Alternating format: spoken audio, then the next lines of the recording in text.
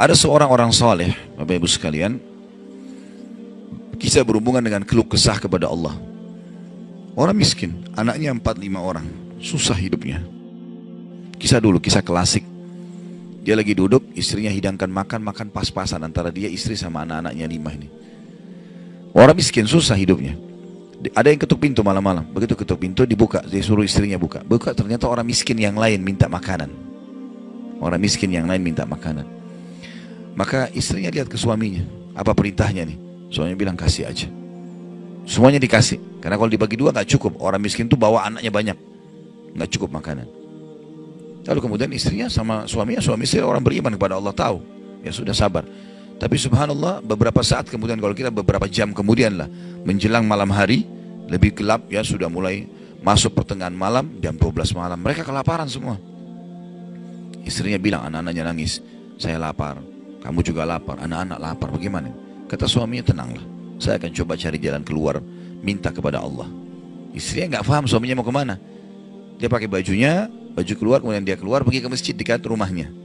Malam hari, jam 2 malam. Dia keluar, dia masuk di masjid, lalu dia sholat tahajud. Dan ini sifat orang beriman. Berkeluh kesah sama Allah itu jangan cuma hal yang besar, dari hal yang kecil. Manja sama Allah itu baik. Ngeluh terus, minta terus sama Allah. Allah suka hambanya yang tamak dengan rahmat Allah. Tamak dengan rahmat Allah. Sudah sehat, minta ditambah kesehatan. Sudah kaya, minta ditambah kekayaan. Selalu minta tamak dengan rahmat Allah. Dan sudah pernah saya bilang, meminta sesuatu agar nikmat ditambah atau bertahan, itu adalah pahala lebih besar daripada kalau cobaan sudah datang baru kita minta diangkat cobaan tersebut. Kita sehat, minta agar Allah pertahankan kesehatan, itu lebih besar pahalanya dibandingkan nanti sakit baru minta disembuhkan. Jadi tamak dengan rahmat Allah itu penting. Kalau bahasa saya sebenarnya bermanja-manja sama Allah. Selalu ya Allah bantu, ya Allah tolong, ya Allah mudahkan, ya Allah terus hidupnya. Kalimatnya selalu begitu. Orang ini masuk ke dalam masjid, dia sholat malam lalu dia minta sama Allah, doanya begitu, ya Allah engkau tahu aku kelaparan dengan istriku dan anakku malam ini, maka berilah kami makan. Minta makan sama Allah ya. Maka yang terjadi dalam kisah ini dikatakan ada seorang raja, pemimpin wilayah itu, sudah 1 minggu mau taubat. Sudah seminggu mau taubat. Dia tidak tahu harus kemana. Pada malam itu, di mana orang soleh yang miskin ini sedang ibadah, minta tolong kepada Allah dikasih makan, raja ini gelisah. Dia keluar lalu dia bawa 1 kantong uang emasnya. Dia bawa juga sekantong makanan yang terbaik yang dia punya di istananya. Kemudian dia bilang, ya Allah sebagai bentuk taubatku kepadamu, saya akan berikan ini kepada hambamu yang engkau tunjuk ya.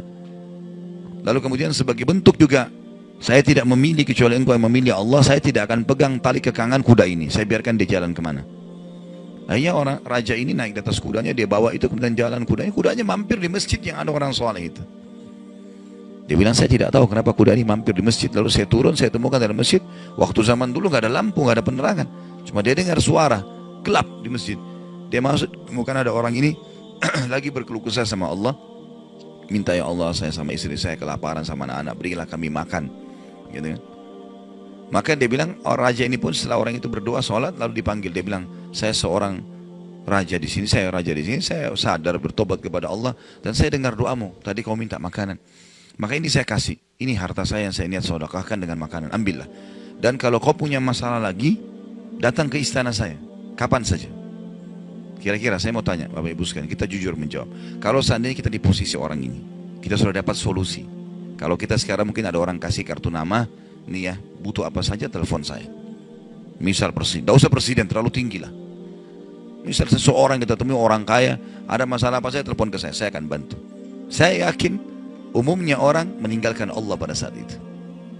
Sudah selesai, dia pikir orang ini sudah bantu, sudah selesai. Tiap hari telepon orang itu, telepon dikasih bantuan. Perhatikan orang soleh ini apa yang dia bilang.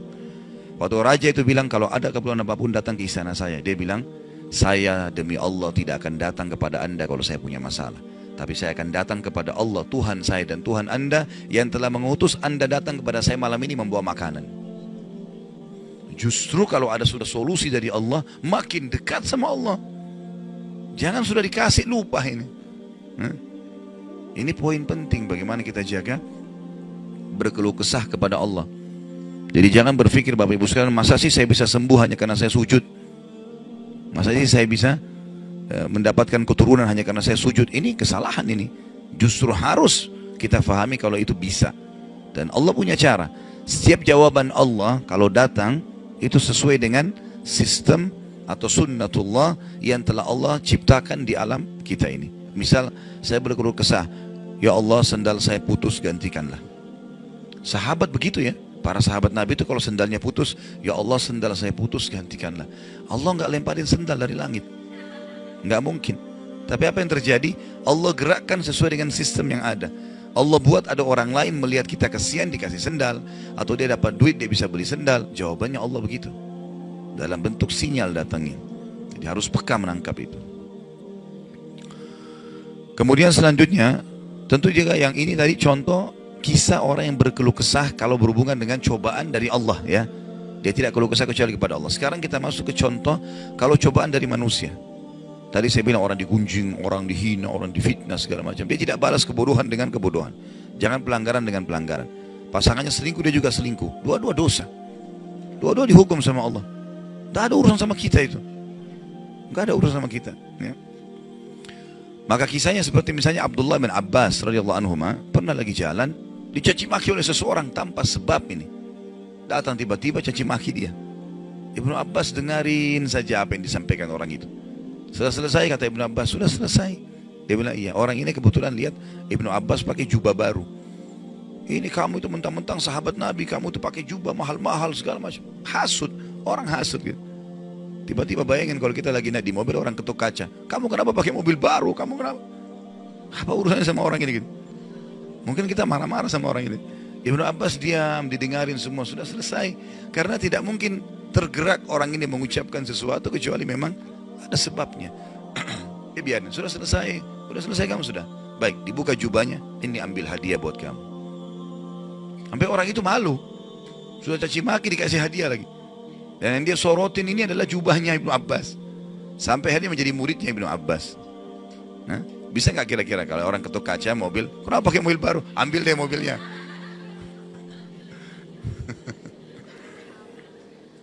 Baik, kisah yang lain, Ali bin Husain radhiyallahu anhu. Ini cucu Nabi SAW, anaknya Husain. Ya, radhiyallahu anhu ajma'in. Terkenal dengan Zainal Abidin, masyhur dengan kesalihannya. Dia pernah jalan dicaci maki oleh orang tanpa sebab ini. Mentang-mentang kau turunan Nabi, mentang-mentang kau begini, mentang-mentang kau begini, caci maki. Dia diam saja. Dia nggak bicara banyak. Didengarin. Orang-orang sekitarnya sudah marah nih. Tapi karena dia diam, orang diam semuanya. Sampai udah selesai dia bilang, wahai saudaraku, kalau seandainya kamu tahu lebih banyak tentang aku, mungkin kau akan lebih banyak cerita tentang keburukan. Saya ini banyak dengan keburukan, gitu kan? Kemudian dia bilang sama orang di sekitarnya, ada pegang uang, ada bawa duit, kasih orang ini 1000 dirham dan tunjukkan alamat kita. Siapa tahu dia punya hajat. Orang itu jadi tambah malu gitu. Ya. Karena perilaku akhlak yang mulia dan ini yang Islam ajarkan kepada kita. Pada saat kita kepancing emosi, kontrol, tenang, jangan dibalas. Gak ada gunanya itu, gak ada manfaatnya. Hanya akan merusak kejiwaan kita. Kata-kata jadi kasar, hidup kita jadi tidak tenang. Ya. Tapi kalau kita gunakan teori syar'i ini, kita akan tenang. Tetap bisa makan, tetap bisa tidur, tetap bisa segala-galanya. Baik, kita berdoa kepada Allah SWT, semoga majelis kita diberkahi olehnya dan dijadikan sebagai tambahan amal kita pada hari kiamat. Dan semoga saja seluruh amal yang pernah kita kerjakan, yang akan kita kerjakan sampai ajal menjelang datang, diterima dengan kemahamurahannya. Dan semoga semua dosa yang pernah kita kerjakan sekecil sampai sebesar apapun diganti dengan kemahamurahan Sang Pencipta menjadi pahala.